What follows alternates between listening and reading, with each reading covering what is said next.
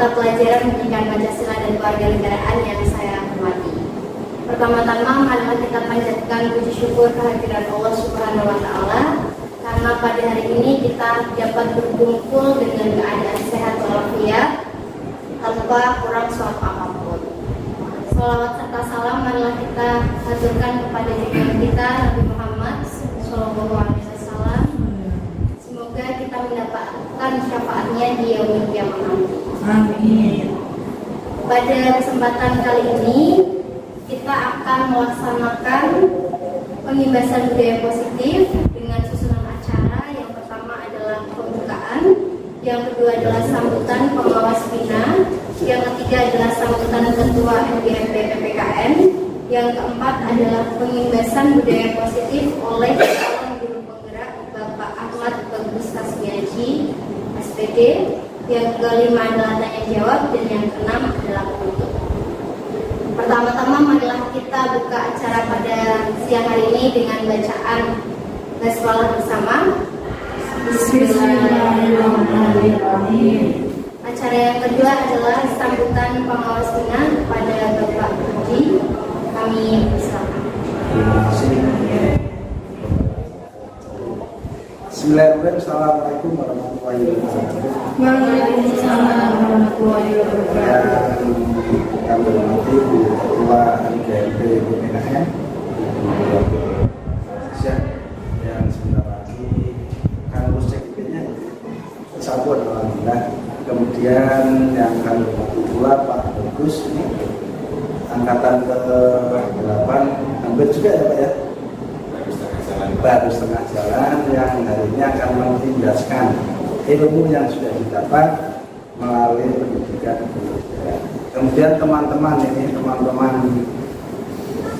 calon ibu gerak dan sudah berjalan ya, sudah berjalan antara modul 1 sampai modul 3 yang punya 2.1 malah justru sudah 2.1. Alhamdulillah, ini adalah aktor-aktor untuk membantu pemerintah, khususnya Kementerian Pendidikan, yang intinya bahwa kurikulum merdeka pembelajarannya tidak lain adalah berbasis kepada anak yang nanti terwujudnya profil pelajar Pancasila.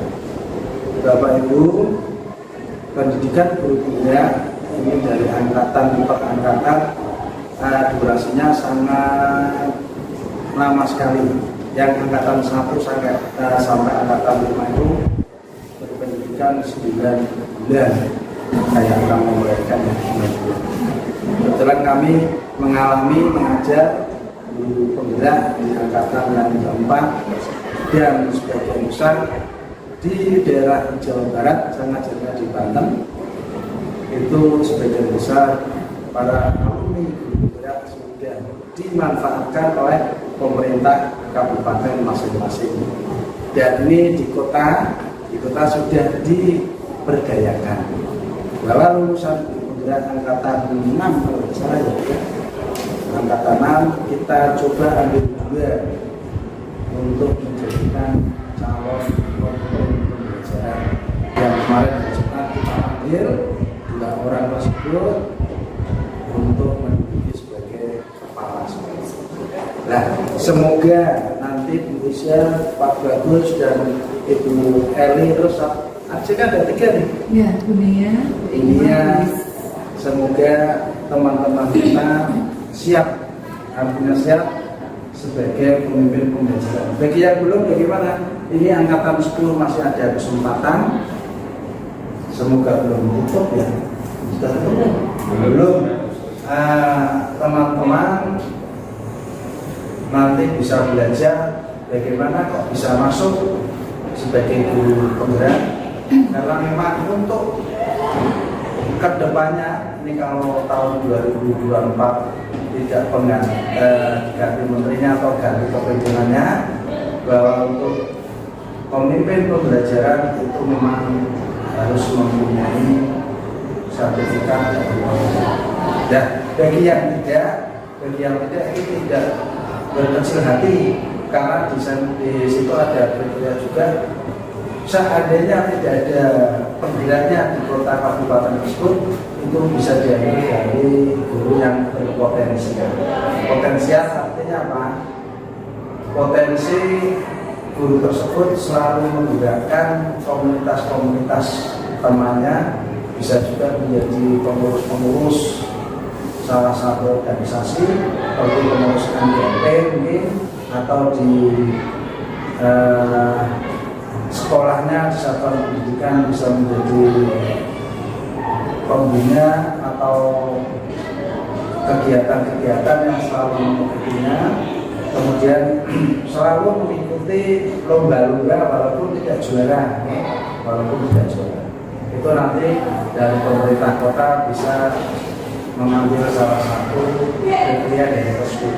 Tapi kalau seandainya sudah ada stok dari guru penggerak, itu memang diambil.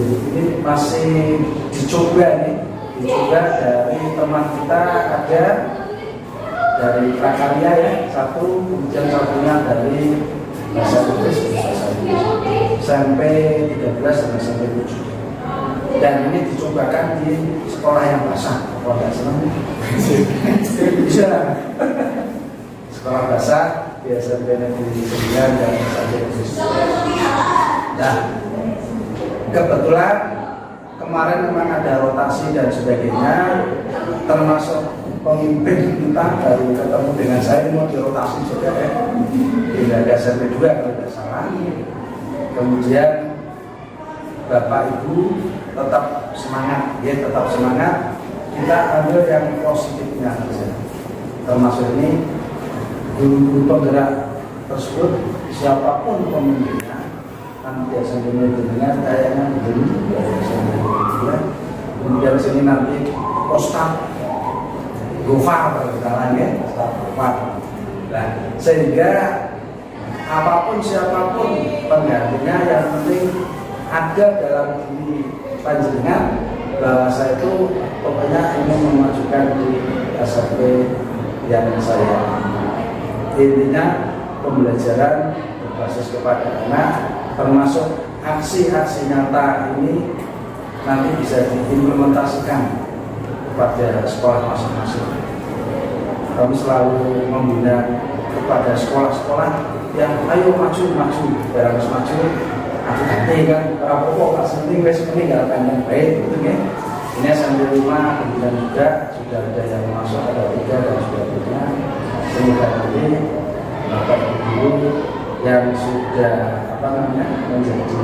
mendapatkan ilmu pendidikan bergerak itu paling tidak bisa mengkolaborasikan atau bisa omong-omong dengan teman yang lain, dan teman yang lain pun tidak usah disini Pak gaya ya, penggerak dia memang pakai kegiatan banyak kegiatan, akan tetapi kegiatannya intinya itu memang manajemen. Nah, kami harapkan yang sudah menjadi guru penggerak atau yang guru potensi itu, kita bekerjanya melihat dari rapor pendidikan. Rapor pendidikan itu panjangan besarnya. Rapor pendidikan, satuan pendidikan yang kurang apa sih? Nah, itu nanti bisa digarap, bisa guru penggerak, bisa mengawal. Kalau kita satu kota kalau kita lihat itu rapor pendidikan, satuan pendidikan sebagian besar memperasi dan literasi ya. Kemudian yang ketiganya adalah pembelajaran. Nah, berarti kaitan dengan memperasi literasi ini anak-anak, karena yang jawab itu anak-anak. Jadi anak itu biasanya mencerminkan apa yang diajarkan guru, apa yang dilihat itu dicetuskan ke dalam jawaban AKM itu. Ya, AKM yang menjawab adalah kelas 8. Sehingga dilihat raportnya kurang jawabannya mungkin tidak pernah, jarang gitu kan, kadang-kadang. Nah, jawaban itu kan anak tidak hanya menjawab enak satu, tapi berbagai alasan anak mengeksploitasi anak untuk menjawab. Dan mudah-mudahan nanti dengan adanya sudah ada guru penggerak dan Bu Azizah menunggu giliran ini ya, jadi tidak harus menjadi kepala tapi jadi pengawas pun bisa. Nah, mulai ya, jadi pengawas orang atau jadi kepala, jadi pengawas bisa. Contohnya Pak Budi ya, saya sendiri tidak pernah jadi kepala tapi langsung. Nah ini kalau mungkin dulu aturan pakai guru penggerak, mungkin aku nomor 2 karena ada bisa saya. Mungkin saya ikut seleksi lagi ya, istilahnya harus karena pengawas itu sudah dites untuk apa, menjadi fasilitator ya, istilahnya menjadi fasilitator itu pun sama mengikuti tes dan sebagainya sehingga punya sertifikat fasilitator.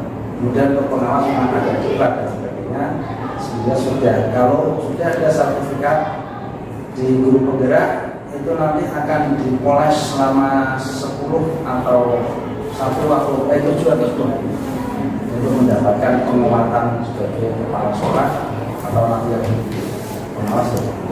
Jadi itu biasanya dari, kalau dulu namanya LPMP, sekarang Balai Besar Penjamin Mutu Pendidikan, berarti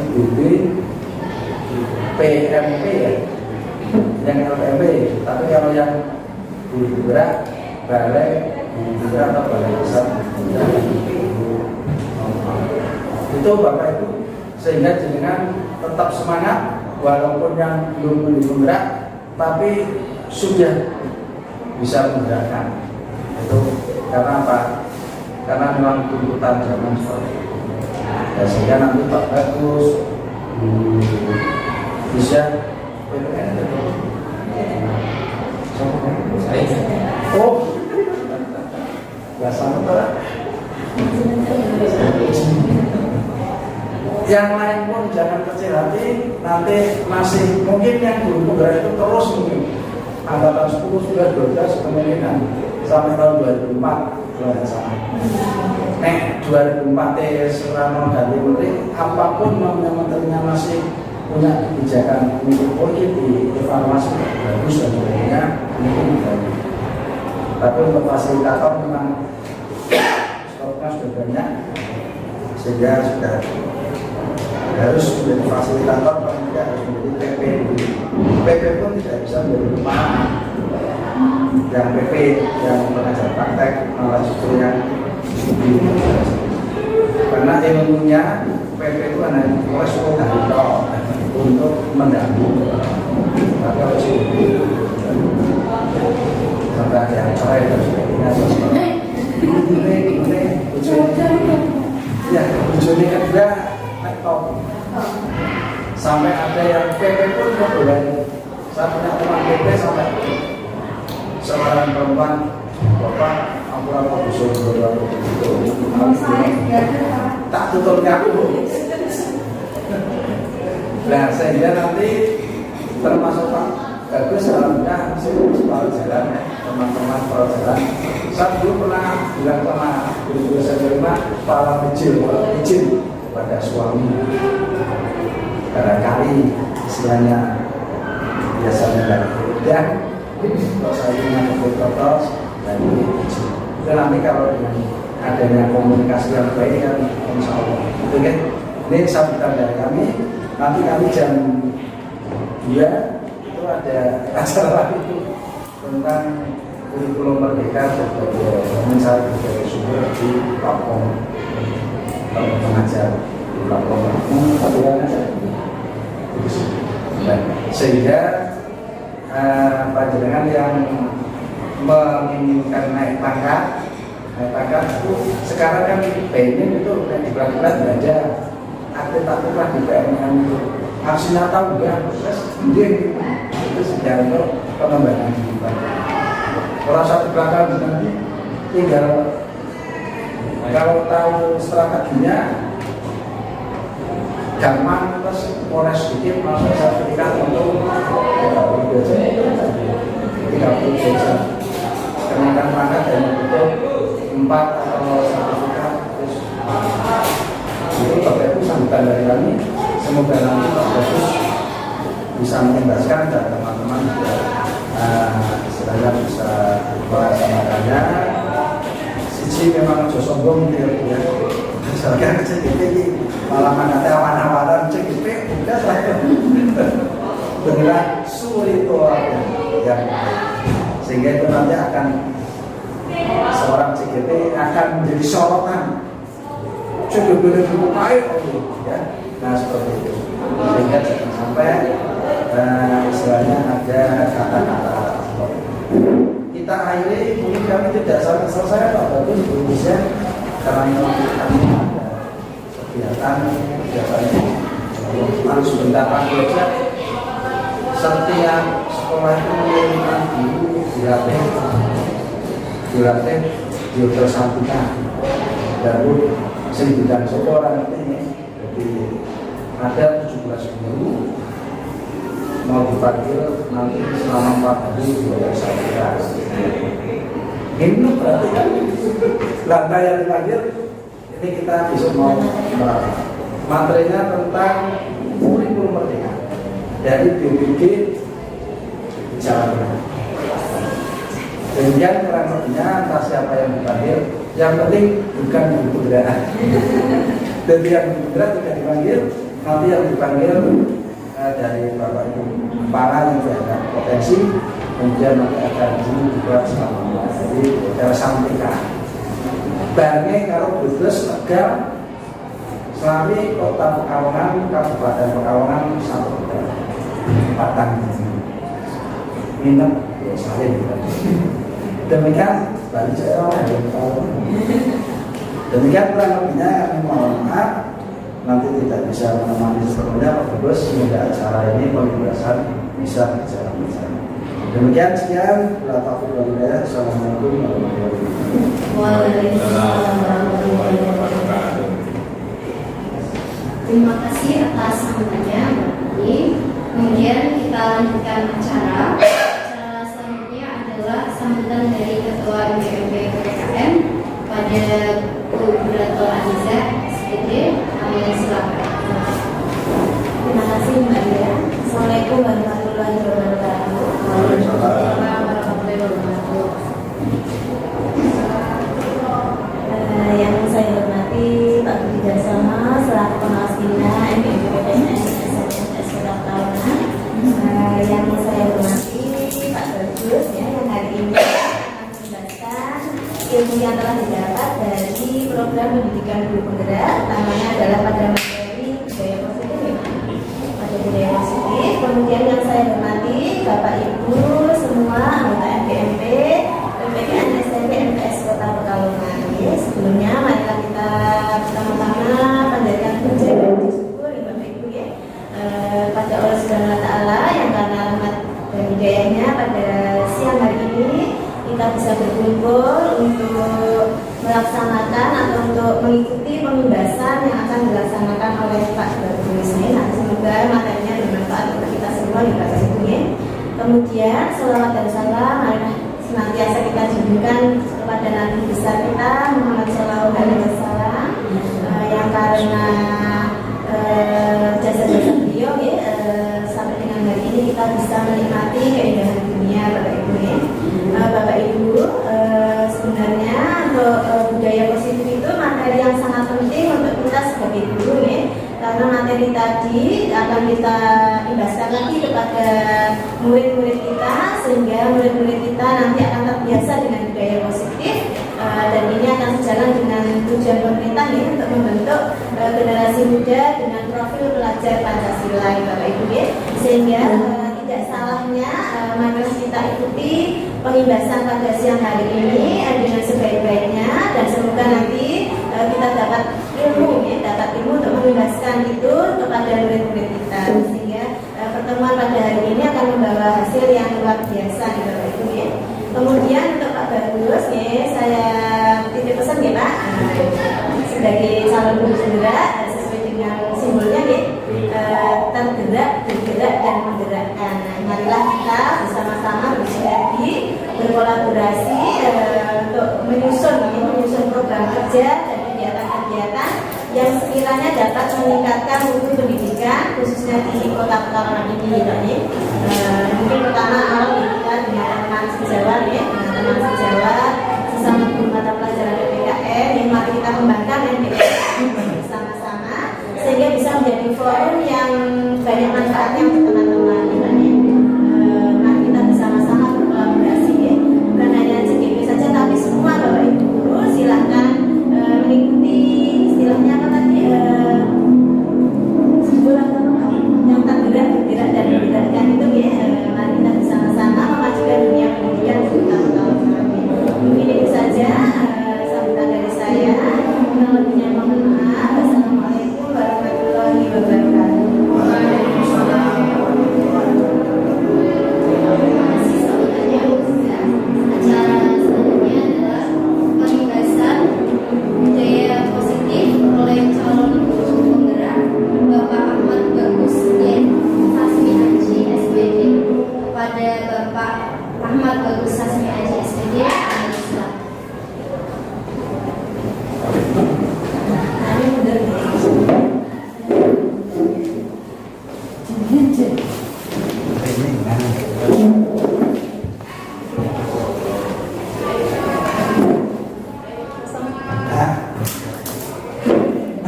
Baik, assalamualaikum warahmatullahi wabarakatuh. Ya, hari ini sangat luar biasa sekali di mana banyak kesibukan yang tentunya menghinggapi Bapak Ibu, tapi masih bisa meluangkan waktunya untuk bersama kita tentang pengimbasan budaya positif. Nah, budaya positif seperti halnya yang sudah pernah kita dengar di PMM, sudah ada di diskusi-diskusi, sudah ada di NGMP juga sudah ada. Di sini saya akan mencoba mengimplementasikan dan menjelaskan tentang budaya positif. Nah, sebelum kita bicara tentang budaya positif, ada beberapa pertanyaan pematik di mana kira-kira menurut Bapak Ibu semua hukuman itu mendisiplinkan siswa atau tidak? Itu yang pertama. Yang kedua, memberi hukuman dengan hal yang positif seperti membaca buku ataupun membuat literasi, kira-kira itu sudah sesuai atau belum? Yang ketiga, memberi penghargaan kira-kira dapat meningkatkan motivasi atau tidak? Menurut Bapak Ibu bagaimana? Dari 3 pertanyaan pematik tersebut, hukuman itu dapat mendisiplinkan atau tidak? Gimana Bu? Monggo Bu Aziza. Menurut saya, hukuman itu istilahnya apa sumbernya kan dari kita yang memberi hukuman ya Pak. Iya. Tingkat kesadaran anak untuk disiplin itu berasal dari luar nih Pak. Iya. Orang lain, nah itu mungkin kalau nggak ada orang lain bisa saja dia tidak menjadi disiplin ya. Jadi alangkah baiknya kalau kita itu ke anak-anak kita itu memberinya bukan semacam hukuman nih, tapi sesuatu hal yang berasal dari diri anak sendiri, kesadarannya untuk mematuhi aturan tadi. Jadi kalau menurut saya jawabannya hukuman bukan cara yang tepat untuk mendisiplinkan murid kita. Ya, tepuk tangan untuk Mas Ika. Nah, hukuman itu seperti halnya yang sering kita lakukan kadang ketika ada anak yang kurang disiplin, kita memberikan hukuman. Tapi kalau anak tersebut disiplin, kita memberikan penghargaan. Seperti itu biasanya Bapak Ibu. Tapi sebenarnya itu berasal dari motivasi ekstern atau berasal dari luar diri anak. Yang akan dikembangkan dalam budaya positif adalah motivasi yang berasal dari dalam. Dari dalam siapa? Dari dalam diri anak itu sendiri atau sering disebut dengan motivasi intern. Lanjut Bu. Nah, hukuman tidak bisa mendisiplinkan. Itu hanya akan membawa bekas luka. Anak tersebut akan dendam nyawa. Dulu saya dihukum berdiri, disetrap kalau zaman dulu namanya disetrap sampai saya kakinya gemeteran, misal seperti itu. Itu hanya akan membawakan bekas luka. tapi hukuman tersebut tidak sesuai dengan apa yang dia lakukan. Jadi misal dia terlambat, hukumannya kok berdiri. Dia terlambat, hukumannya kok hormat bendera. Jadi tidak ada korelasinya antara perbuatan yang salah dengan hukuman yang diberikan. Itu hanya akan membawakan bekas luka dalam diri seseorang. Pemberian hukuman atau hal positif kira-kira bisa nggak? Belum tentu menumbuhkan disiplin positif. Ketika anak tidak mengerjakan PR, anak tersebut disuruh merangkum, itu belum tentu memberikan atau menumbuhkan motivasi intern dari diri anak. Belum tentu menumbuhkan, karena itu berasal dari motivasi eksternal. Dan memberikan penghargaan bisakah meningkatkan disiplin positif? Belum bisa, belum tentu juga, karena berasal dari luar. Nah, yang akan kita gali adalah motivasi intern atau motivasi dari dalam diri anak. Nah, kira-kira apa itu budaya positif? Budaya positif itu kira-kira seperti apa yang menurut di gambaran Bapak Ibu semuanya? Budaya positif yang bisa mewujudkan motivasi intern dari seorang anak. Jadi tanpa hukum, kamu tidak mengerjakan PR, hukumannya ini. Tapi anak sudah tahu, oh, ketika saya tidak mengerjakan PR, berarti saya melanggar kesepakatan ini. Tugasnya adalah membuat seperti ini. Itu yang akan kita temukan. Lalu, nah, budaya positif di sekolah yaitu menanamkan nilai-nilai kebijakan universal yang kebiasaan di sekolah berpihak pada peserta didik. Mereka dapat berkembang sesuai dengan kepribadiannya yang kritis dan penuh hormat dan juga tanggung jawab. Itu adalah budaya positif. Jadi kita menciptakan sebuah lingkungan yang semuanya berasal dari kesepakatan bersama. Jadi anak ketika melanggar kesepakatan tersebut, dia juga merasa, wah, diri saya melanggar kesepakatan bersama. Berarti saya sudah melanggar kesepakatan A. Tugasnya atau hukumannya adalah ini, konsekuensinya adalah ini. Seperti itu. Coba ketika anak tidak mengerjakan PR, kesepakatan bersamanya dia harus, semisal ketika anak tidak mengerjakan PR, apa yang akan Bapak Ibu lakukan? Ketika anak tersebut tidak mengerjakan PR, pasti akan memberi hukuman, memberikan sanksi dan lain sebagainya. Padahal belum tentu anak itu tidak mengerjakan PR. Barangkali dia sudah mengerjakan, tetapi buku tugasnya ketinggalan. Dan kita perlu mendalami alasan apa kenapa dia tidak membawa atau mengerjakan PR tersebut. Itu yang perlu kita dalami supaya motivasi intern dari anak tersebut muncul. Lanjut. Nah, hal itulah yang dinamakan dengan perubahan paradigma berpikir. Yang awalnya ketika anak berbuat salah, kita harus memberikan sanksi. Oleh karena itu, kita harus mengalami perubahan paradigma. Paradigma yang seperti apa? Mari kita bermain game yang ini. Coba Bapak Ibu duduknya bersebelahan. Satu orang menggenggam sebuah kertas atau yang menurutnya berharga. Kemudian yang sebelahnya bisa membuka kertas tersebut yang ada di genggaman tangan. Bisa dengan cara dibujuk, bisa dengan cara merayu, bisa dengan cara mengancam, bisa dengan cara menghardik, menyuap. Kira-kira apa yang terjadi? Apa saja yang dapat membuka kepala tangan Anda? Coba Bapak Ibu guru bersebelahan, bersampingan. Yang satu memegang kepala sebuah di dalamnya ada kertas atau keyakinan, yang satunya berusaha untuk membuka. Coba buka, bisa tidak? Bisa tidak? Coba. Ya. Yang satu menggenggam, yang satunya mencoba membuka. Bisa tidak? Nah, coba. Yang satunya genggam, yang satunya? Yang teman satunya berusaha membuka. Boleh dengan cara dibujuk, boleh dengan cara bagaimana Oh iya. Dengan mempertahankan itu kira-kira bagaimana?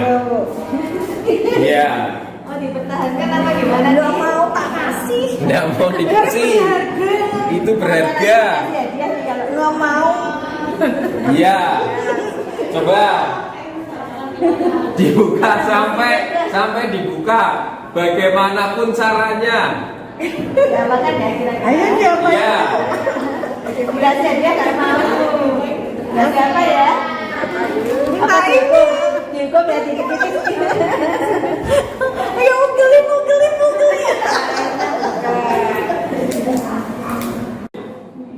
Apa coba? Yang satu berusaha menggenggam tangannya, mau bagaimanapun tidak akan dibuka.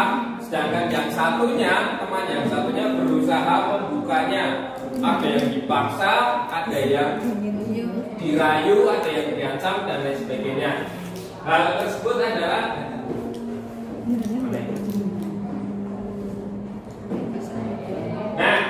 hal tersebut merupakan sebuah paradigma di mana kita yang berusaha menjaganya, ketika anak itu sudah bersikukuh dengan yang namanya kesepakatannya, ketika kita membukanya dengan keras, itu tidak akan bisa karena itu berasal dari luar.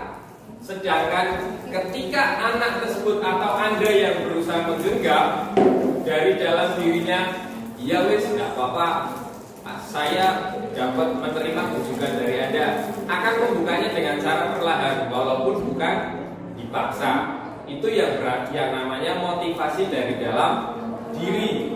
Mau sekeras apapun kita memaksanya sampai tangannya lecet-lecet, ketika itu berasal dari luar, kira-kira dibuka apa enggak sama teman yang sebelahnya? Enggak, karena berusaha dipertahankan. Itu yang namanya paradigma perubahan. Nah, perubahan paradigma itu membangun budaya positif, perlu menyediakan lingkungan positif yang aman dan nyaman, bertindak menciptakan merdeka, dan juga lazim disiplin berkaitan dengan kontrol. Selanjutnya Bu. Nah, perubahan paradigma ini yang sering dianggap bermasalah. Ilusi guru mengontrol murid. Katakan yang mengepal adalah murid.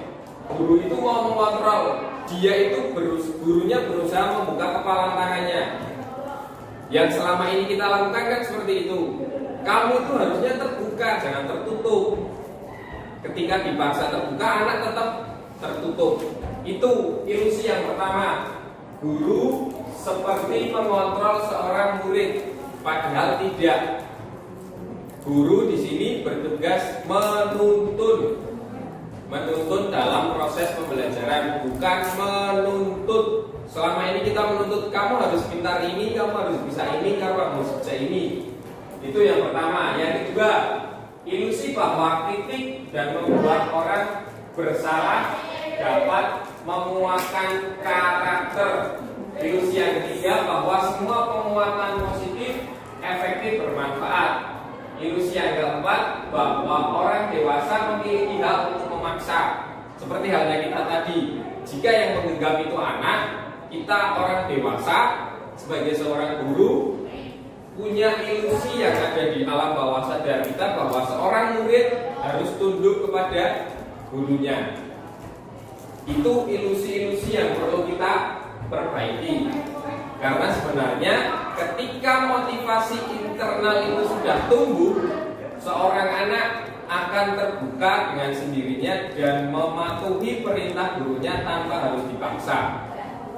Ketika anak sudah sepakat. Nah, yang jadi pertanyaan berat, bagaimana cara kita menumbuhkan motivasi internal anak? Nah, ini perbedaan antara stimulus respon dan juga teori kontrol. Yang pertama, kita mencoba mengubah orang agar berpandangan seperti halnya kita. Seperti tadi, kita mencoba membuka tangan seseorang, kita ingin tahu apa isinya. Itu menurut orang lain, sedangkan menurut yang menggenggam, dia berusaha mempertahankan. Sedangkan menurut teori kontrol, kita berusaha memahami pandangan orang tentang dunia. Jadi tidak masalah dia mau menyembunyikan sesuatu, mau menyembunyikan yang di dalam kepalanya tidak masalah, tidak apa-apa. Yang terpenting kita bisa memahami ketika nanti kita bisa menyelami dalam dirinya, anak tersebut akan membuka apa yang sebenarnya dia sembunyikan, dia akan bercerita sendiri tanpa harus kita paksa. Yang kedua, perilaku buruk dilihat sebagai suatu kesalahan. Ketika seorang anak melakukan sebuah hal yang tidak sesuai dengan aturan atau norma, itu disebut sebagai suatu kesalahan. Sedangkan teori kontrol tidak. Semua perilaku memiliki tujuan. Semua perilaku memiliki tujuan. Kadang ada anak yang datangnya terlambat terus. Kenapa dia seperti itu? Kalau kita menggunakan stimulus respon, anak itu pasti bersalah. Tapi kalau kita pakai teori kontrol, tidak. Kita tanya, kenapa bisa terlambat? Saya begadang, Pak. Begadang ngapain? Saya main game, Pak. Kalau kamu main game, datangnya terlambat. Iya, Pak. Menurut kamu, bagaimana cara kamu supaya tidak datang terlambat? Nanti anak tersebut akan jawab, saya tidak begadang lagi, Pak. Lah kalau kamu tidak begadang, berarti kamu tidak ngapain? Saya tidak main game, Pak, ketika larut malam. Seperti itu. Jadi anak tersebut pasti ada tujuannya. Misal ada anak yang tingkahnya selalu aktif terus dalam hal yang negatif, itu juga punya tujuan. Mungkin dia ingin merasa diperhatikan sama gurunya. Mungkin di rumah dia sedang bermasalah, di sini dia melampiaskan emosinya. Di sini dia menyampaikan semua keluh kesahnya yang ada di rumah dilampiaskan di sekolah. Tujuannya mungkin itu. Lanjut, orang yang ketiga, orang lain bisa mengontrol saya. Itu menurut teori stimulus. Sedangkan teori kontrol, hanya Anda yang bisa mengontrol diri Anda. Seperti halnya tadi yang saya ceritakan tadi. Yang bisa mengontrol seseorang yang menggenggam adalah dirinya sendiri. Orang lain dari luar tidak bisa. Mau sekeras apapun dia mencoba membuka kepala tangan orang lain, sampai tangannya melecet-melecet pun, yang menggenggam akan tetap menggenggam. Jadi yang bisa mengontrol diri Anda adalah Anda. Yang bisa mengontrol diri seorang siswa adalah siswa tersebut. Seperti itu, Bapak Ibu. Yang keempat, pemaksaan ada pada suatu bujukan gagal. Pemaksaan ada pada saat bujukan gagal. Sedangkan menurut teori kontrol, kolaborasi dan kesepakatan menciptakan pilihan baru.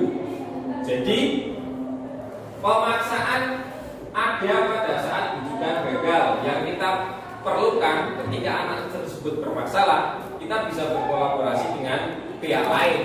Baik itu bisa berkolaborasi dengan wali kelasnya, bisa berkolaborasi dengan guru BK, bisa berkolaborasi dengan orang tua siswa.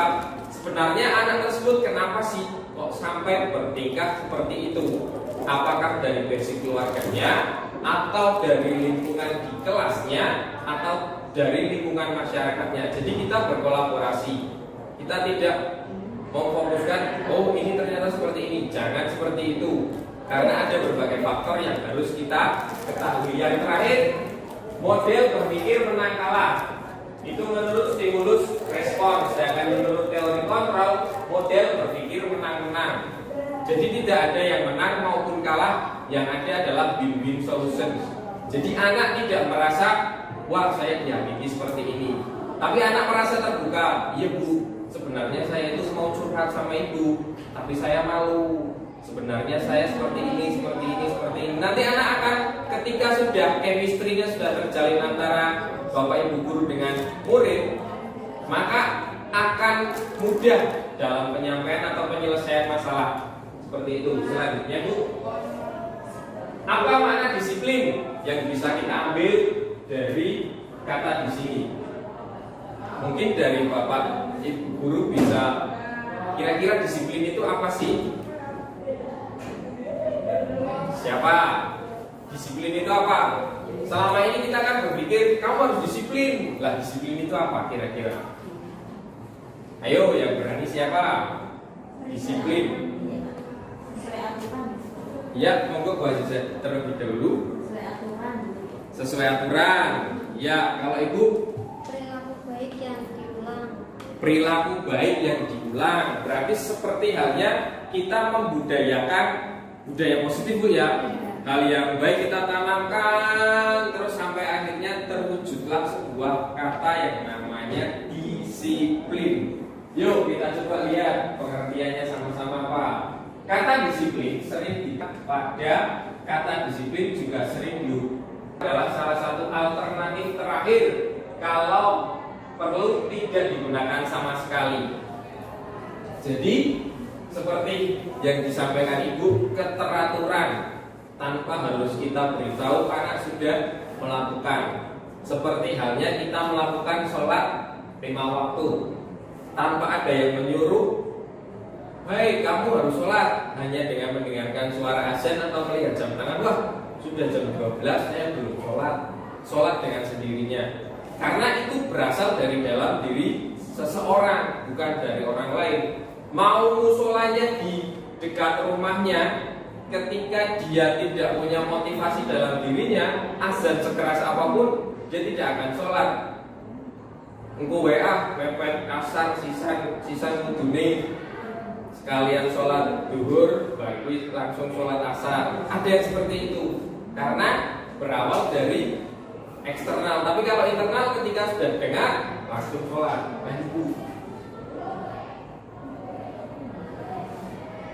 Nah, menurut Ki Hajar Dewantara menyatakan bahwa untuk mencapai kemerdekaan dalam konteks pendidikan kita saat ini dan untuk menciptakan murid yang merdeka, syarat utamanya adalah harus ada kata disiplin yang kuat.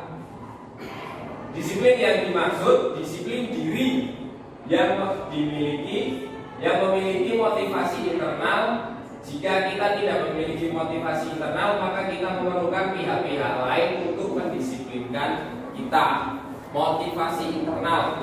Jika motivasi internal itu belum muncul, kita perlu pihak-pihak lain berkolaborasi untuk menumbuhkan motivasi internal. Lanjut. Nah, motivasi internal itu yang nomor 3, sedangkan yang nomor 2 itu adalah motivasi eksternal. Teori motivasi perilaku itu yang pertama untuk menghindari ketidaknyamanan atau hukuman. Seorang anak akan melakukan sebuah tindakan apapun asalkan tidak dihukum. Anak-anak besok mengerjakan tugas, jika tidak nanti kalian akan saya hukum. Dia akan melakukan apapun, baik itu nyontek punya temennya, mengerjakan seenaknya sendiri, mungkin tidak sesuai dengan alur yang kita harapkan. Itu agar tidak mendapatkan hukuman. Itu motivasi eksternal. Yang kedua, untuk mendapatkan imbalan orang lain. Semisal, kira-kira ranking itu perlu atau tidak? Ranking kelas. Ranking kelas. Jadi ada anak yang pintar, ada anak yang ranking 1, ada anak yang ranking paling bawah. Kira-kira itu perlu enggak di masa kurikulum merdeka seperti ini? Tidak perlu. Jadi itu Bu, untuk mendapatkan imbalan dengan adanya ranking atau label ranking 1 berarti anak bisa semua mata pelajaran. Padahal kodratnya anak ada yang bisa matematika, ada yang cuma bisa rasa olahraga, ada yang cuma seni tari. Tapi ketika itu ditonjolkan up, di-push secara maksimal, dia akan lebih baik mungkin daripada yang semua mata pelajaran dia kuasai. Karena dia fokus dalam satu titik saja. Mungkin ketika anak tersebut condongnya ke olahraga, bisa kita ikutkan baik itu di Popda, O2SM dan lain sebagainya. Itu.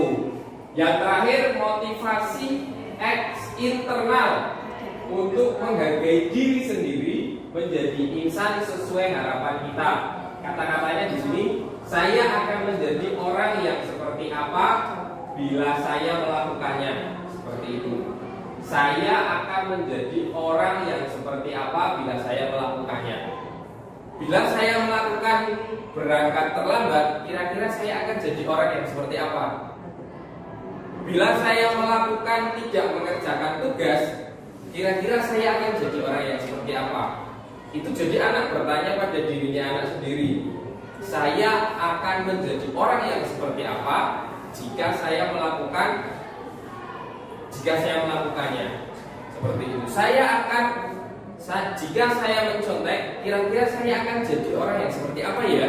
Itu anak bertanya pada dirinya sendiri.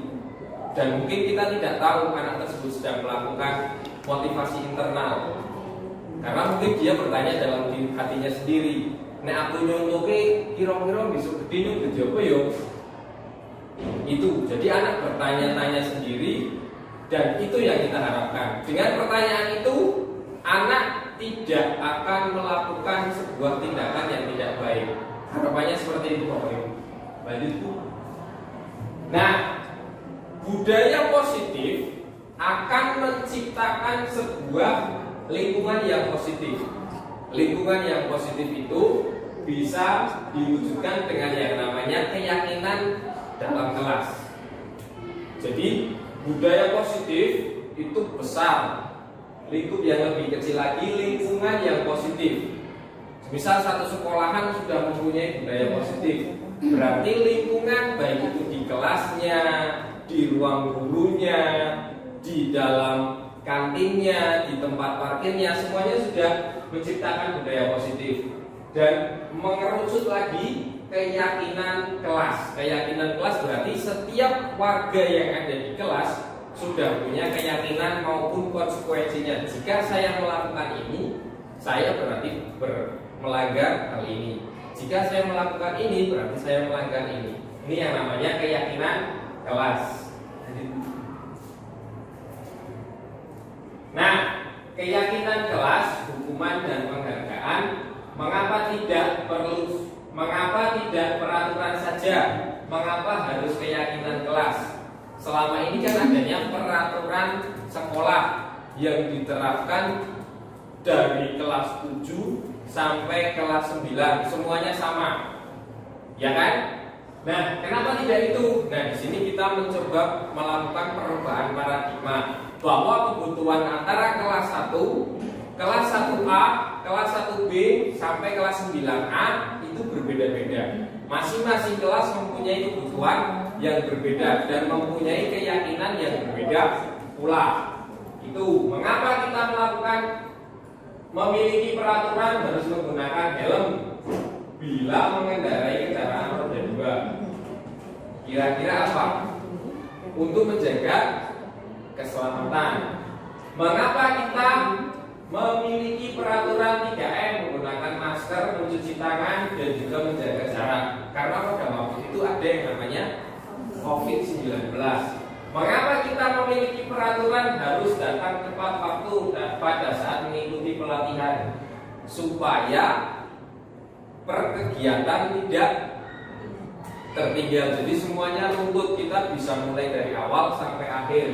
Untuk mendukung motivasi intrinsik atau motivasi internal, kembali ke nilai-nilai atau keyakinan-keyakinan yang lebih menggerakkan seseorang dibandingkan dengan mengikuti serangkaian peraturan-peraturan. Jadi ketika itu tumbuh dari dalam diri anak, itu akan lebih baik. Nah, keyakinan kelas itu apa sih? Keyakinan kelas itu adalah nilai-nilai kebajikan atau prinsip universal yang disepakati secara umum, baik latar belakang suku, agama maupun dan yang lain sebagainya. Jadi keyakinan kelas itu disepakati oleh semua anggota kelas. Berarti antara wali kelas dan juga murid-murid yang ada di kelas. Misal kesepakatan kelas 7A berbeda dengan kesepakatan kelas 7B, karena mereka mempunyai kebutuhan mereka masing-masing. Mereka mempunyai keyakinan yang mereka anggap ketika belajar yang aman dan nyaman itu harus seperti ini. Misal kelas A, semua siswa harus aktif. Yang keduanya lagi, semua harus tidak ada yang membuli. Kelas B kemungkinan sudah beda lagi. Semisal semua anak harus datang tepat waktu, harus membawa buku pelajaran karena itu sebagai penunjang pembelajaran. Jadi beda-beda antara kelas A, kelas B, kelas C, kelas 7A, 7B, 7C, 8A sampai 9C itu beda-beda. Nah, pembuatan keyakinan kelas mungkin nanti bisa dipraktekkan ketika awal pembelajaran. Bapak Ibu wali kelas masuk ke dalam kelasnya bisa membuat keyakinan kelas. Keyakinan kelas itu bersifat abstrak, dari peraturan nanti dirubah menjadi peraturan yang lebih rinci dan juga konkret. Keyakinan kelas berupa pernyataan-pernyataan universal yang umum, yang berlaku untuk semuanya, bukan hanya si A maupun si B saja. Pernyataan keyakinan kelas senantiasa dibuat dalam bentuk yang positif. Misal, keyakinan kelasnya tidak ada bully, berarti itu diganti dengan kata yang positif. Semisal saling menghormati teman, itu berarti diubah jadi kata positif. Semisal jangan ada yang berisik, diganti menggunakan kalimat yang sopan santun. Itu salah satu kata-kata yang bermuatan positif. Semisal tidak ada yang mencontek, berarti diganti dengan kata atau istilah mengerjakan tugas secara mandiri, seperti itu. Keyakinan kelas hendaknya tidak terlalu banyak sehingga mudah diingat. Tidak terlalu banyak, tetapi bisa mewakili semua yang ada di dalam kelas. Biasanya ketika diimplementasikan di kelas, kebutuhan anak itu hampir sama. Ada yang ingin kelasnya itu aman, tidak ada bully, terus bisa menerima pelajaran dengan baik, mengumpulkan tugas secara tepat waktu. Sepertinya biasanya itu. Semua warga kelas sebaiknya ikut berkontribusi dalam membuat kegiatan kelas lewat curah pendapat. Kalau saya biasanya memberikan selembar kertas, saya berikan ke masing-masing anak. Nanti masing-masing anak menuliskan apa yang boleh dilakukan di dalam kelas dan apa yang tidak boleh dilakukan di dalam kelas. Nanti mereka akan menulis. Setelah menulis, nanti kita simpulkan bersama-sama. Ditempel. Nanti kalau sudah kita simpulkan, oh ini sama si A sama si B sama, berarti buatnya satu saja peraturannya ini. Kemarin saya buat keyakinan kelas hanya ada 7 poin. Seperti yang tadi saya sampaikan, yang pertama, anak ini tidak ada bully, semuanya membawa buku pelajaran, tidak meminjam alat tulis. Jadi membawa alat tulis masing-masing, karena biasanya ketika dipinjam hilang nanti tidak dikembalikan, dan itu jadi awal timbulnya perkelahian. Seperti itu. Yang terakhir, bersedia meninjau kembali keyakinan kelas dari waktu ke waktu.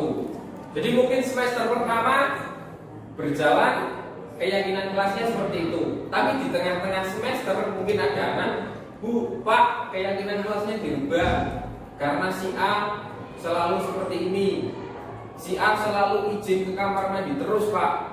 Berarti buat keyakinan kelas izin ke kamar mandi jika diperlukan. Jangan jam pelajaran pertama izin kamar mandi, nanti ganti dulu izin lagi, nanti ganti dulu izin lagi. Dan indikator-indikator seperti itu biasanya anak tersebut tidak ke kamar mandi, tetapi bermain, entah ke kantin, entah bermain dengan temannya dan lain sebagainya. Jadi tidak sesuai dengan yang mereka katakan.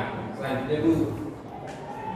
Nah, peraturan dan juga keyakinan kelas, selalu kembalikan buku ke tempatnya. Itu mewujudkan nilai tanggung jawab. Dilarang mengganggu orang lain, menghormati orang lain dan juga menghormati dirinya sendiri. Yang ketiga, hadir di sekolah 15 menit sebelum pembelajaran, menghormati orang lain dan juga komitmen pada tujuan. Dilarang melakukan kekerasan, menjaga keselamatan dan menghormati orang lain. Dilarang menggunakan narkoba bergantian atau menggunakan giliran, berarti menghormati orang lain. Gunakan masker, menjaga keselamatan, jangan berlarian di koridor, itu merupakan keselamatan. Selanjutnya Bu. Nah, ini contoh penerapan membuat keyakinan kelas. Di sini saya buat keyakinan kelas, sebelah anak menuliskan, kemudian sebelahnya lagi gambar ketika saya mereview kesepakatan kelas. Itu. Terus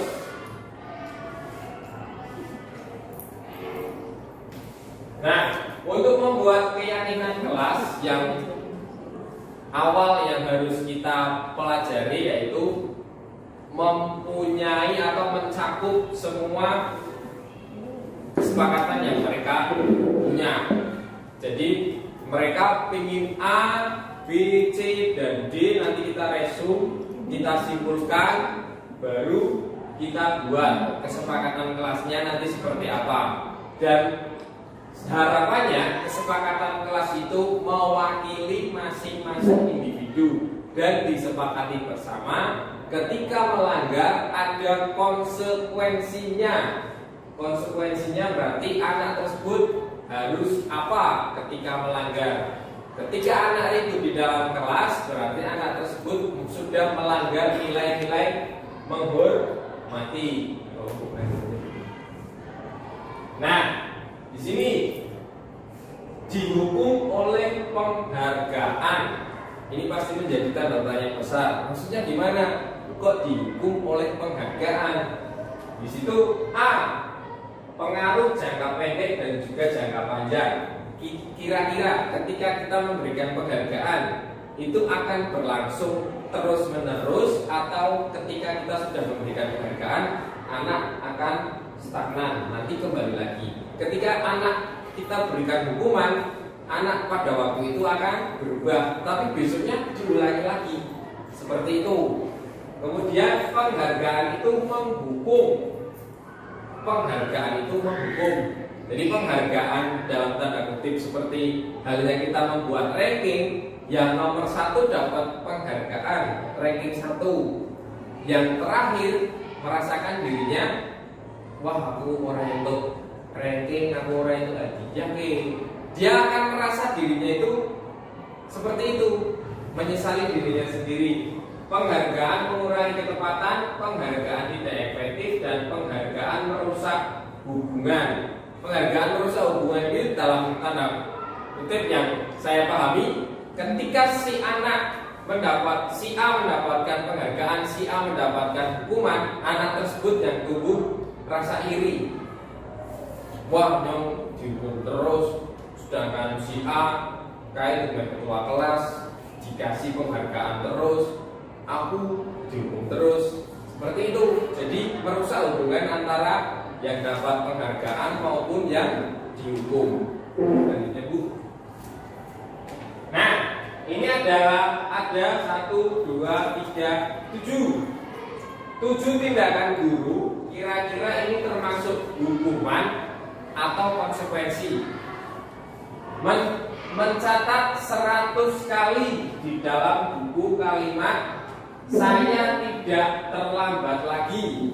Kadang ketika saya SD dulu, ketika tidak mengerjakan tugas disuruh nulis, saya tidak akan mengulanginya lagi sampai penuh. Saya dulu pernah sampai 100, ya kurang lebih seperti itu. Kira-kira itu termasuk hukuman atau konsekuensi Bapak Ibu? Hukuman. Yang selanjutnya, lari keliling lapangan basket 2 kali karena terlambat hadir di sekolah. Hukuman. Wong kesalahannya itu terlambat, hukumannya kok lari. Hukumannya harusnya besok kamu bangunnya jam 6, berangkat dari rumah jam 6:15. Itu hukuman. Yang ketiga, murid diminta push up 15 kali menggunakan masker. Wis kuat push up nganggo masker, nanti bisa jadi pingsan. Hukuman apa konsekuensi Bapak Ibu? Hukuman. Yang keempat, menggantikan kertas tugas teman yang telah dicoret-coret. Konsekuensi. Yang kelima, membersihkan tumpukan air di meja tulis karena tersenggol pada saat belajar. Membersihkan tumpahan air di meja karena tersenggol saat belajar. Hukuman apa konsekuensi? Konsekuensi. Meminta murid tidak menggunakan sepatu seharian di sekolah karena tidak menggunakan sepatu hitam. Jadi tidak pakai sepatu hitam. Kemudian karena aturannya sekolah harus menggunakan sepatu hitam, disuruh dilepas, tidak usah pakai sekalian seharian. Hukuman apa konsekuensi Bapak Ibu? Hukuman. Yang terakhir, lari mengelilingi lapangan basket 2 kali karena terlambat 10 menit. Kira-kira hukuman apa konsekuensi? Hukuman. Nah, kita lihat jawabannya coba di slide selanjutnya. Nah, sudah benar ya. Konsekuensi ini yang terakhir itu konsekuensi Bapak Ibu. Lari mengelilingi lapangan 2 kali karena terlambat. Jadi ada kesepakatan. Mungkin ada kesepakatan antara guru olahraga dan juga siswanya. Ketika terlambat jamnya saya, nanti kalian lari sebagai pemanasan. Itu konsekuensi berarti. Yang terakhir, yang pertama benar, hukuman, konsekuensi, hukuman, yang terakhir konsekuensi. Nah, dilihat dari jawaban Bapak Ibu, sepertinya Bapak Ibu sudah mengetahui mana yang dimaksud hukuman, mana yang dimaksud konsekuensi. Dari 7 soal, hampir semuanya benar. Karena yang terakhir itu ambigu antara hukuman atau konsekuensi. Lanjut. Nah, supaya kita lebih jelas membedakan antara hukuman dan juga konsekuensi, hukuman itu adalah sesuatu yang menyakitkan harus terjadi. Kalau konsekuensi sesuatu yang harus terjadi. Jika kamu terlambat, berarti kamu harus lari. Yang kedua, hukuman membuat anak sakit, tidak fisik maupun hatinya dalam jangka waktu yang lama. Sedangkan yang menurut teori konsekuensi membuat anak merasa tidak nyaman dalam jangka waktu yang pendek. Jadi semisal seperti halnya tadi, kalau hukumannya terlambat jam pelajarannya olahraga, lari 1 keliling lapangan basket, anak akan merasa tidak nyaman ketika hari itu. Tetapi ketika hukuman, kamu datang terlambat hormat bendera, nah anak itu akan diingat-ingat sampai nanti dia dewasa. Lanjut, anak membenci kedisiplinan, itu hukuman. Jadi ketika anak itu dihukum, dia justru akan membenci disiplin, dia justru akan membenci peraturan. Yang konsekuensi stimulus tanggapan. Jadi ketika ada A, nanti dia akan bertanggung konsekuensinya A. Ketika dia berbuat B, nanti konsekuensinya B. Hukuman yang selanjutnya adalah paksaan, mendorong anak menyakiti diri sendiri. Sedangkan konsekuensi mendorong anak agar mudah menyesuaikan diri. Yang selanjutnya konsep diri yang buruk. Jadi konsep dirinya, jadi dia merasa harus ikut instruksi orang lain. Jadi dia tidak memahami dirinya sendiri. Karena ketika kamu seperti ini, kamu harus seperti ini, kamu seperti ini. Itu yang membekas di pikirannya dia seperti halnya dihardik atau dihakimi oleh gurunya sendiri. Anak belajar untuk menyembunyikan kesalahan. Jadi nanti ketika anak sering dihukum, dia justru akan menyembunyikan. Mau aku rapang aku kayak, aku tidak dihukum seperti ini. Tetapi ketika stimulus atau konsekuensi, anak belajar untuk mematuhi peraturan. Kamu udah terlambat kenapa? Saya punya kesiangan. Kok kesiangan kenapa? Saya main HP malam-malam seperti itu. Marah, merasa dipermalukan, merasa tidak dihargai. Sedangkan konsekuensi, kehilangan hak, dibuat tidak nyaman, diasingkan untuk sementara. Jadi anak tersebut hanya sementara waktu merasa tidak nyaman.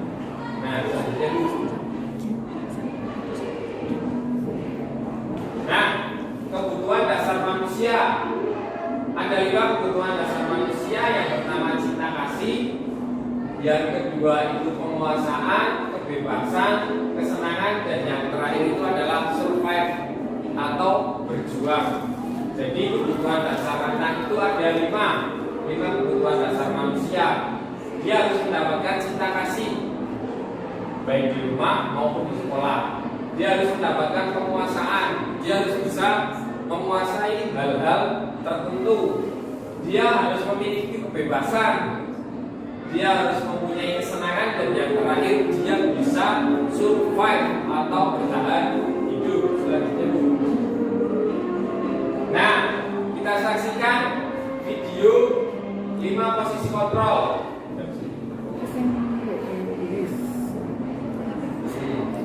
Next. Nah, setelah kita belajar tentang 5 posisi kontrol, kira-kira di sini ada sebuah kasus. Ibu Ani, guru kelas 5 SD, di SD Pelita Pati, sedang dulu menghadapi ulang salah satu muridnya. Di kelas Agus, beberapa anak telah datang dan mengeluhkan Agus yang sering meminta bekal makan siang mereka dengan paksa. Jadi bekalnya anak itu dipaksa. Saya minta bekalnya kamu, saya minta bekalnya kamu. Agus itu melakukan seperti itu, dipalah teman-temannya. Jika Anda menghadapi situasi seperti Ibu Ani, apa yang Anda lakukan menurut Anda? Kira-kira apa alasan Agus melakukan hal itu? Kira-kira bagaimana? Ketika ada seorang anak dan setiap jam istirahat minta jajanan teman-teman nih, kira-kira bagaimana? Jika Anda sebagai gurunya, kira-kira yang dilakukan Agus itu kenapa? Kira-kira apa alasan Agus melakukan hal itu? Apakah yang akan Anda lakukan sebagai seorang guru? Gimana Bapak Ibu? Menanyai Agus masalahnya apa, dia malai temennya atau minta makanan itu kan mesti ada alasannya di balik itu semua. Ya. Dipanggil lah, anaknya dipanggil, diajak ngobrol face to face. Ya. Seperti itu Bu? Ya. Ya, tepuk tangan itu boleh. Nah, untuk lebih jelasnya, ketika kita sudah belajar 5 posisi kontrol, ada di situ ada penghukum sebagai teman dan yang terakhir sebagai manajer, kita nanti akan bisa menentukan posisi atau sikap kita. Kita ini saat ini sudah menjadi penghukum atau kita sudah menjadi sebagai manajer, seperti itu. Nah, tepat sekali yang disampaikan oleh Bu Lis. Kita harus menanyai Agus terlebih dahulu. Kita nggak boleh menghadik Agus, kamu bersalah karena kamu sudah melakukan minta jajan ke teman-temanmu. Jangan seperti itu. Kita pasti tanyakan dulu alasannya kenapa. Kenapa Agus seperti itu? Itu ketika kita jadi seorang manajer. Tapi ketika kita jadi seorang penghukum, berarti kita akan menghukum Agus, kamu salah, kamu masuk ruang BK karena kamu sudah minta jajan ke teman-temanmu. Itu ketika kita jadi seorang penghukum. Tapi ketika jadi manajer, Gus, sini Gus, kamu kenapa kok minta jajan ke teman-temanmu? Ini Bu, karena saya tidak dapat uang saku. Lah, kamu kan tidak dapat uang saku kenapa? Karena saya tadi malam tidak ngaji Bu. Nah, berarti kamu harus besok lagi ketika kamu mau dapat uang saku ya kamu ngaji Gus, jangan seperti itu ya Bu. Nah alasannya berarti di rumah dia sudah melanggar kesepakatan dengan orang tuanya dan konsekuensinya dia tidak mendapatkan uang saku seperti itu. Lanjut. Nah ini dalam konteks penerapan disiplin positif, Ibu Anis baiknya mencari tahu alasannya, cari tahu dulu alasannya seperti tadi. Apabila Agus menjawab karena ia lapar dan orang tuanya tidak membawakan bekal makan siang, kebutuhan Agus kebutuhannya adalah bertahan hidup. Jadi Agus minta jajan ke teman-temannya itu sebagai wujud survive atau bertahan hidup. Apabila jawabannya Agus karena ia senang temannya menjadi memperhatikan dia, kebutuhannya adalah cinta kasih. Jadi pingin diperhatikan sama temannya. Agus itu ternyata membutuhkan cinta kasih karena pingin diperhatikan. Apabila jawabannya Agus dia merasa hebat karena temannya jadi takut dan menuruti keinginannya, kebutuhannya Agus berarti penguasaan. Jadi ketika Agus malahi teman-temannya itu supaya dapat pengakuan atau penguasaan. Yang keempat, apabila jawabannya Agus merasa bosan dengan bekal yang dibawakan ibunya karena selalu membawa bekal yang sama, kebutuhan Agus adalah kebebasan. Karena kebutuhan akan pilihan. Jadi Agus bosan bekalnya kok suka mekono terus. Mungkin dia mau nasi chicken, ayam nugget seperti itu ya. Oleh karena itu dia akhirnya mencari yang namanya kebebasan. Yang terakhir, apabila jawabannya Agus karena iseng, dia menikmati ekspresi wajahnya dengan kesal karena diambil makanannya, berarti Agus kebutuhannya tentang kesenangan. Selanjutnya Bu. Nah, 5 posisi kontrol yang tadi kita sudah belajar di video tadi. Ada 5 posisi kontrol sebagai penghukum, pembuat merasa bersalah, sebagai teman, sebagai pemantau, dan juga sebagai manajer. Setelah kita tahu kebutuhan dasarnya Agus itu apa, semisal butuh penguasaan, lalu posisi kontrol apa yang kita terapkan. Kalau kita sebagai penghukum, kita akan menghukum Agus secara langsung. Tapi ketika kita sebagai manajer, Gus, kamu tuh tidak boleh seperti itu, karena itu sudah mengambil hak orang lain seperti itu. Itu ketika kita sebagai manajer. Lanjut Bu. Nah, bisa lebih baik lagi jika kita sudah menguasai 5 posisi kontrol dikombinasikan dengan restitusi. Nah, apa itu restitusi?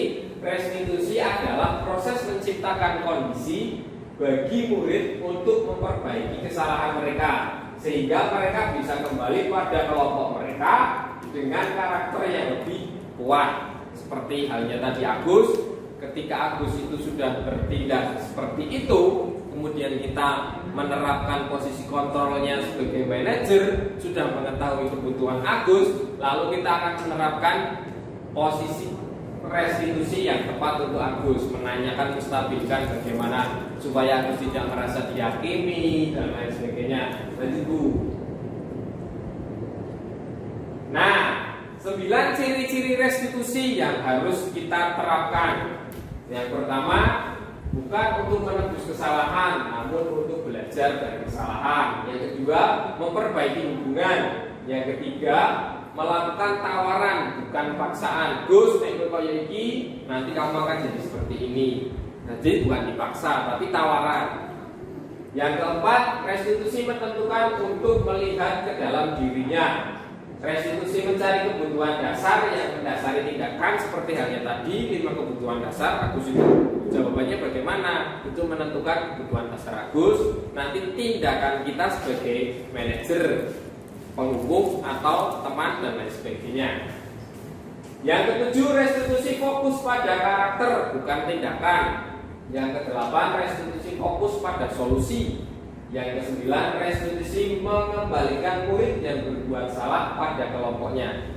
Jadi ketika sudah dilakukan restitusi, anak tersebut akan nyaman kembali ke kelasnya. Tidak kowe bar ning BK ngopo di anu yo, kowe salah yo. Bukan seperti itu. Jadi ketika anak sudah dilakukan, ini Agus ada sesuatu yang harus diselesaikan. Jadi mohon untuk meninggalkan kelas terlebih dahulu. Di anak ketika keluar dari kelas bukan dalam tanda kutip yang tidak baik, tapi ada sesuatu yang harus diselesaikan terlebih dahulu. Baik itu di ruang BK. Nanti ketika anak kembali lagi ke kelasnya, dia merasakan aman dan tidak dibully teman-temannya. Woi, bar DPK dibully koi bukan seperti itu. Jadi menstabilkan identitas anak. Agus ada sesuatu yang harus diperbaiki, jadinya harus meninggalkan kelas terlebih dahulu. Dan Ibu. Nah, ini adalah kasus segitiga restitusi yang sudah saya terapkan pada Agus atau temannya dari kelas. Lanjut. Nah, ini dokumentasinya. Nah, mungkin itu yang bisa saya sampaikan tentang kasus segitiga restitusi dan juga disiplin positif dari alur awal sampai terakhir. Intinya kita tidak bisa memaksakan orang lain, kita tidak bisa memaksa murid, kita hanya mampu menumbuhkan motivasi internal yang ada dalam murid, baik dengan pengondisian lingkungan, budaya positif, keyakinan kelas dan lain sebagainya. Semoga itu bisa membawa pengaruh positif buat Bapak Ibu. Terima kasih. Apabila ada salah kata saya mohon maaf. Terima kasih. Wassalamualaikum warahmatullahi wabarakatuh. Waalaikumsalam warahmatullahi wabarakatuh. Mau bisa bertanya jawab ini. Terima kasih atas pemaparannya Bapak Bagus Sasmiaji. Semoga pemaparan tadi bisa menjadikan kita lebih open, lebih menyadari bahwa budaya positif itu diperlukan dalam sekolah dan lingkungan sekolahnya. Kegiatan hari ini selesai, marilah kita tutup acara pada siang hari ini dengan bacaan hamdalah bersama-sama. Alhamdulillahirabbil alamin. Saya selaku pembawa acara mengucapkan terima kasih. Wassalamualaikum warahmatullahi wabarakatuh.